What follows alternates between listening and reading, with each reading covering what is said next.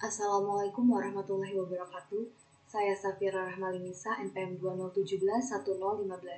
Di video kali ini saya akan menjelaskan mengenai arsitektur dan organisasi komputer.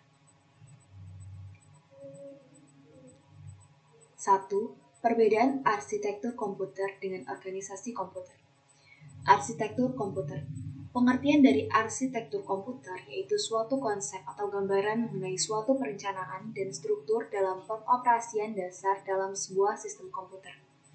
Definisi lain menyebutkan bahwa arsitektur komputer yaitu suatu ilmu atau seni yang mempelajari tentang cara untuk menghubungkan komponen hardware agar mampu menciptakan komputer yang dapat memenuhi kebutuhan fungsional, kinerja, serta target biaya. Pada arsitektur terdapat 3 komponen penting, antara lain arsitektur mikro dari ISA, set instruksi, dan sistem desain pada seluruh bagian perangkat keras. Adanya arsitektur komputer sangat membantu programmer dalam menentukan aplikasi baru yang akan dibuat, dan adanya konsep perencanaan akan memudahkan perbaikan jika terjadi kerusakan pada komputer. Selanjutnya, organisasi komputer. Organisasi komputer merupakan seperangkat komponen yang interkoneksi dengan tujuan agar fungsi komputer dapat berjalan secara keseluruhan. Definisi lain dari organisasi komputer adalah seluruh rangkaian dari komponen-komponen fungsional atau pelaksana yang telah interkoneksi dengan komponen penyusun pada sistem komputer sebagai wujud implementasi dari aspek arsitekturnya. Di sini ditekankan perbedaannya antara arsitektur dan organisasi komputer. Arsitektur lebih menekankan dari segi perencanaan yang berwujud rencana cetak biru yang terkandung deskripsi secara fungsional dari kebutuhan perangkat keras yang didesain. Sedangkan pada organisasi komputer lebih memfokuskan terhadap unit-unit pelaksana dan telah terinterkoneksi dengan komponen penyusun sistem komputer. Arsitektur komputer lebih ke bagian pengkajian, atribut sistem komputer, sedangkan organisasi komputer menekankan pada bagian yang berhubungan dengan komponen-komponen operasional. Arsitektur komputer yang merupakan konsep perencanaan dapat digunakan dalam jangka waktu yang sangat lama, sedangkan organisasi komputer perlu untuk menyesuaikan dengan perkembangan teknologi yang ada sehingga organisasi dapat berubah.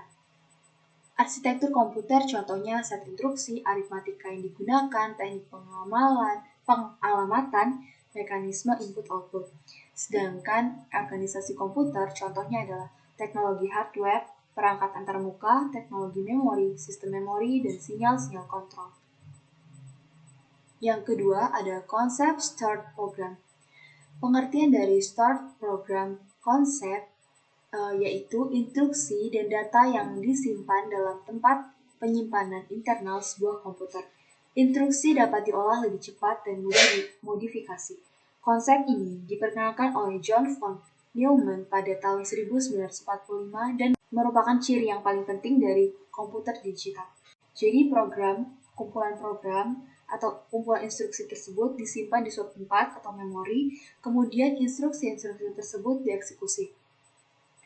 Sasaran yang akan dicapai komputer sesuai atau bergantung program yang disimpan untuk dieksekusi. Penggunaan komputer dapat disesuaikan hanya dengan mengganti program yang disimpan di memori untuk dieksekusi. Program ini menghasilkan keluasan atau fleksibilitas. Secara singkat, konsep ini sering ditulis sebagai input, proses, dan input, kemudian proses, kemudian output. Berikut adalah urutan start program konsep pada komputer.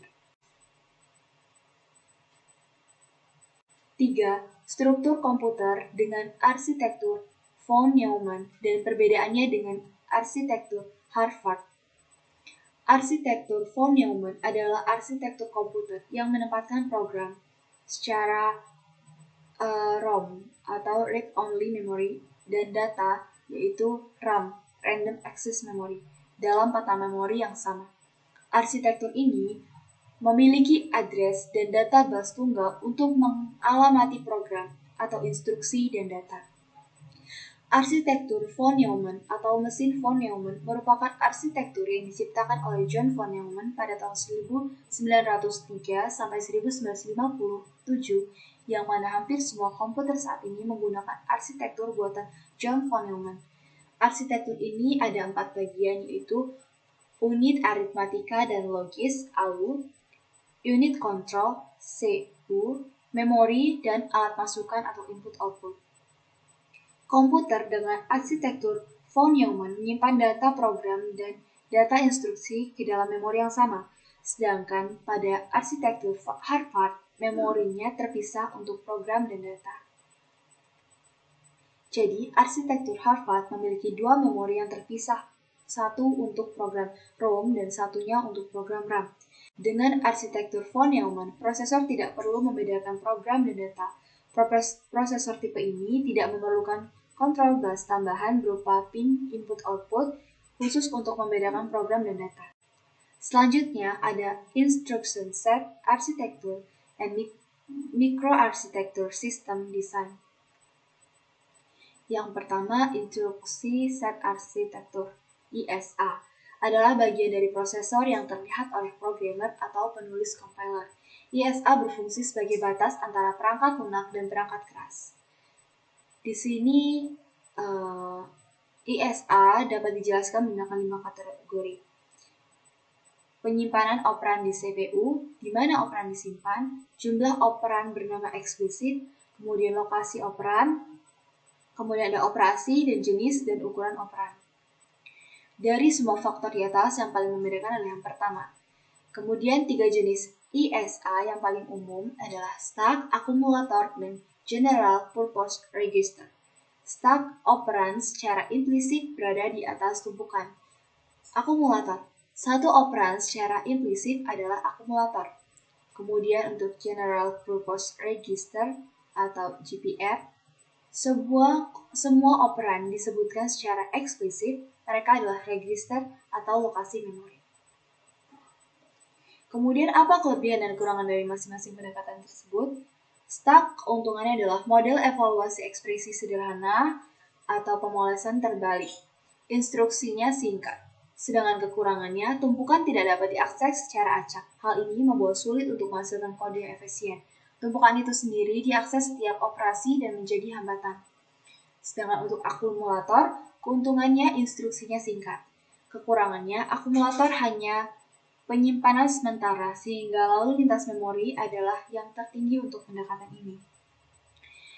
Untuk general purpose register, keuntungannya membuat kode menjadi mudah, data dapat disimpan untuk waktu yang lama dalam register. Sedangkan kekurangannya adalah semua operan harus diberi nama yang mengarah ke instruksi yang lebih panjang. CPU sebelumnya adalah 2 jenis. Pertama, tetapi dalam 15 tahun terakhir, semua CPU yang dibuat adalah prosesor GPR. 2 alasan utama bahwa register lebih cepat daripada memori. Semakin banyak data yang dapat disimpan secara internal di dalam CPU, semakin cepat program akan berjalan. Alasan lainnya adalah register lebih mudah digunakan oleh compiler. Kemudian, mikroarsitektur. Sebuah mikroarsitektur, kadang-kadang ditulis sebagai mikroarsitektur, adalah logika digital yang memungkinkan set instruksi untuk dieksekusi. Ini adalah implementasi gabungan dari register, memori, unit logika aritmatik, multiplexer, dan blok logika digital lainnya. Semua ini bersama-sama membentuk prosesor. Sebuah mikroarsitektur dikombinasi dengan arsitektur set instruksi membentuk arsitektur komputer sistem secara keseluruhan. Mikroarsitektur yang berbeda dapat mengimplementasikan ISA yang sama, tetapi dengan trade-off dalam hal-hal seperti ini efisiensi daya atau kecepatan eksekusi. Prosesor paling dasar akan menyertakan file register, ALU, memori sistem, dan unit kontrol yang memungkinkan prosesor membuat keputusan berdasarkan instruksi yang dijalankannya. Kemudian sistem desain. Sistem desain adalah proses definisi elemen sistem seperti modul, arsitektur, komponen, dan antarmuka. Mereka dan data untuk sistem berdasarkan persyaratan yang ditentukan. Ini adalah proses mendefinisikan, mengembangkan, dan merancang sistem yang memenuhi kebutuhan spesifik dan persyaratan bisnis atau organisasi. Desain sistem dapat dilihat sebagai penerapan teori sistem untuk pengembangan produk. Desain sistem didefinisikan dalam bahasa pemrograman grafis atau tekstual. Beberapa contoh bahasa pemrograman grafis adalah Unified Modeling Language atau UML untuk menggambarkan perangkat lunak baik secara struktural maupun perilaku dengan notasi grafis. B. Flowchart, sebuah skema atau representasi bertahap dari suatu algoritma. C. Notasi pemodelan proses bisnis. BPMN digunakan untuk bahasa pemodelan proses. Sedangkan metode desain ada yang pertama desain arsitektur untuk menggambarkan pandangan model perilaku dan struktur sistem. Yang kedua desain logis untuk mewakili aliran data, input dan output dari sistem, contohnya diagram ER, Entity Relationship Diagram. Yang ketiga desain fisik, didefinisikan sebagai A. Bagaimana pengguna menambahkan informasi ke sistem dan bagaimana sistem mewakili informasi kembali ke pengguna. Kemudian, bagaimana data dimodelkan dan disimpan di dalam sistem. C. Bagaimana data bergerak melalui sistem. Bagaimana data divalidasi, diamankan, atau diubah saat mengalir masuk dan keluar dari sistem.